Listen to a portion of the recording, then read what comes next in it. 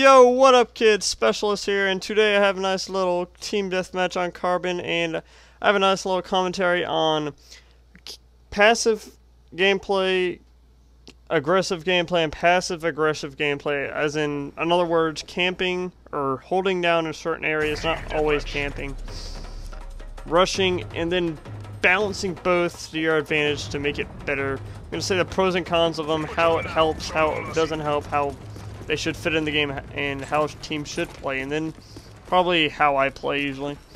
And to start out, I'm going to talk about passive gameplay, which is more of you controlling a part of the map.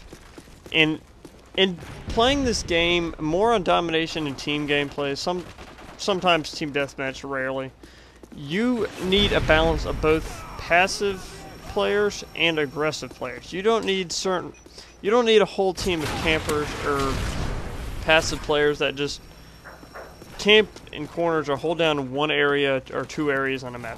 You need a balance of both, because if you just have a group of passive players, you have campers that just hold down certain areas of the map, one, it just slows the game down a whole lot, and the other team can easily break you apart because they know usually what area you're holding down, and they'll just focus their power on those areas, and that'll wither you down. You'll usually get killed, and then your spawns will be messed up, because if you're playing domination or something, usually you're gonna lose your flags pretty quickly if you're just camping, because they're gonna be able to kill you pretty fast if they know what they're doing.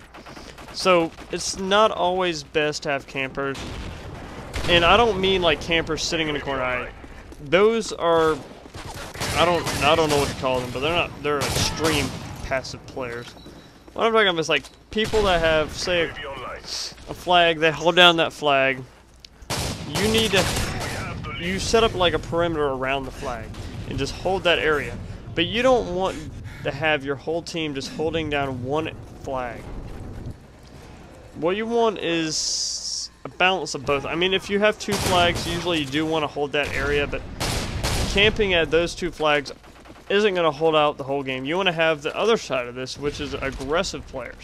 You want these guys that go around rushing and throwing the other team off, because if you're just sitting there, they know where you are, they just attack you from all angles.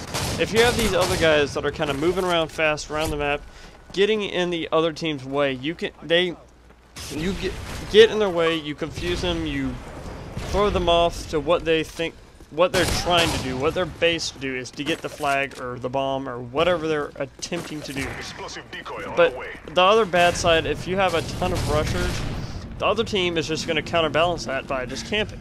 They're going to sit in this area and just wait for you to come. If everybody on the team's doing that, you can balance the play styles on each team by, if they're just camping, the other team's just going to rush, and that can, whoever's better at camping, or okay, say you're camping and the other team's rushing. If you're better at camping than they are at rushing, then you're going to win that battle.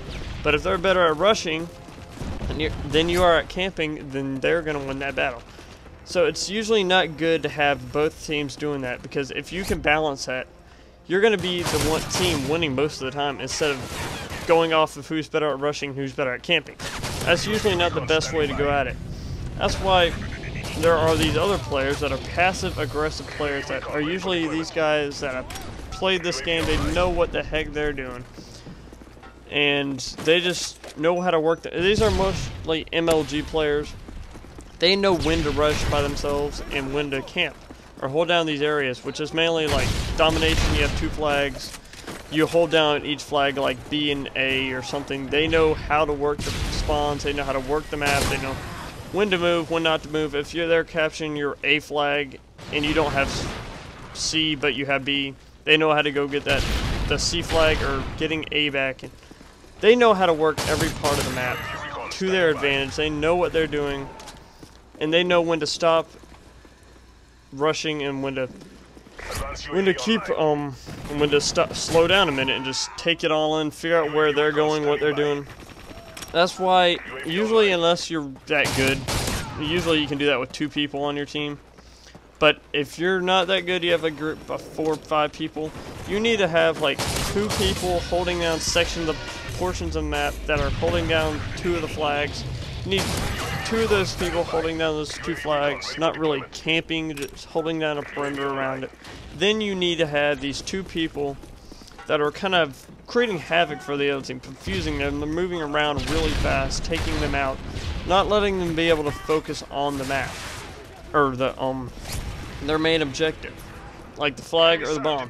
They're just confusing the other team, and that's how probably the best way to play Call of Duty. And a lot of people say there isn't a lot of teamwork in it, but there is. People just don't like to do it because they believe they can be their own one-man army. Which, if you want to win, that is the way, is teamwork. Everybody should know that it's teamwork. If you want to be the best at this game and all that. And lately, I really haven't tried as hard in this game lately. I'm just waiting for Black Ops 2 to actually take Call of Duty serious. Because I don't know. Minecraft came out, I started playing that, I focused more on that.